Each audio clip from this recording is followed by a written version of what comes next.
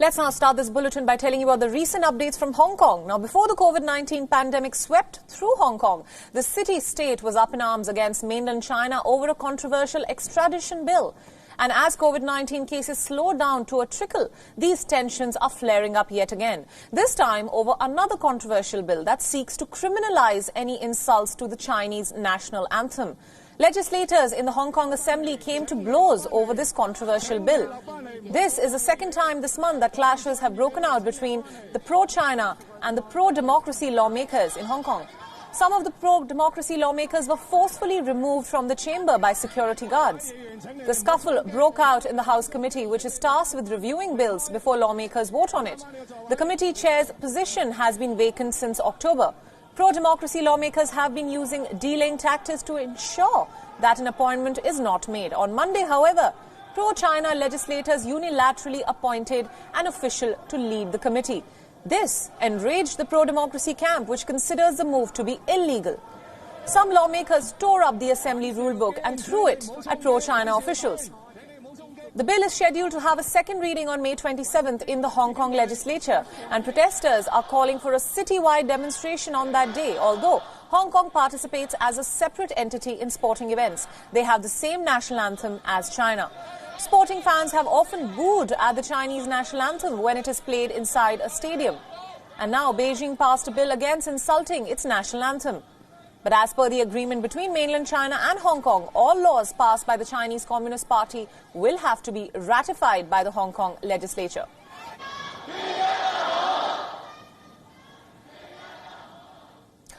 We are now being joined by Laurel Shaw, a journalist from Hong Kong. Laurel, thanks so much for joining us. So can you begin by telling us about this new controversial bill that makes it almost illegal to insult the national anthem in China? And does it enjoy the leader, Carrie Lam's support?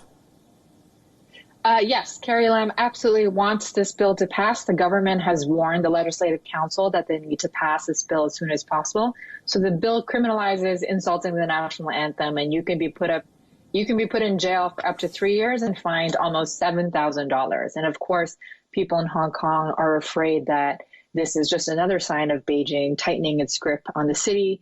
And people are also afraid that this will spark a fresh wave of protests as we approach the 1-year anniversary of last year's protests. Right. Now, as we just discussed that, people often boo the Chinese anthem at sporting events. So what lies ahead in Hong Kong? Will this curtail the freedom further, even in the light of the pro-democracy protests, which are kicking off again?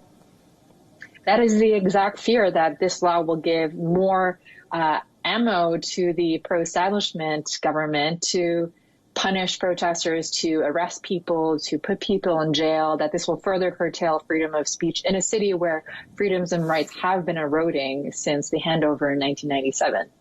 Right. Now tell us a little bit more about these pro-democracy protests underway in Hong Kong. Have they resumed, even though there is still a fear of a second wave of COVID-19 infections? Since January, the protests have sort of calmed down because of the epidemic, and also because a lot of the protesters have been arrested or they were injured, and they sort of saw this time as a recovery time. But with infection rate being quite low in Hong Kong, the protests have started up. And even since January, there have been flare-ups here and there with tear gas and pepper bullets being used by the police. But right now, it seems like there will be a resurgence pretty soon of real protests on the streets. Right. And now the Carrie Lam government is also infamous for even punishing teachers who were protesting in Hong Kong. So how do we see this controversial bill being viewed in Parliament in the future? Well, the bill will probably pass at this point, now that there is a pro-Beijing lawmaker in the House committee who controls when bills are seen. So this bill might pass as soon as June, and some are even saying it'll pass on June 4th. Which is the anniversary of the Tiananmen massacre. So if that happens, we can be sure to see quite a lot of activity on the streets and people being quite angry. Right. All right. Laurel, thank you so much for joining us and for all your inputs. Thank you. Now, let's move on. The medical staff at a hospital in Brussels staged a silent protest against Belgium's Prime Minister, Sophie Willems. The Prime Minister was on a non-official visit to the St. Pierre Hospital in the national capital when she was confronted by the hospital staff. Doctors and nurses welcomed the Prime Minister by turning their backs on her motorcade.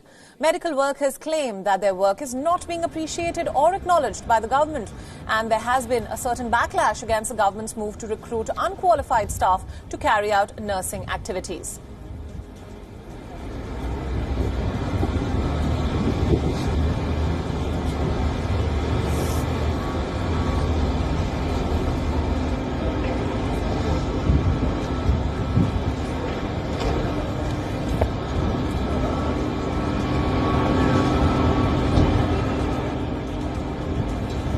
The staff at the St. Pierre Hospital was seen standing in two separate lines with their backs turned to the Prime Minister's car.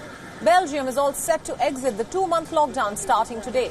Schools, zoos, markets and other public places will partially reopen over the course of the next few hours.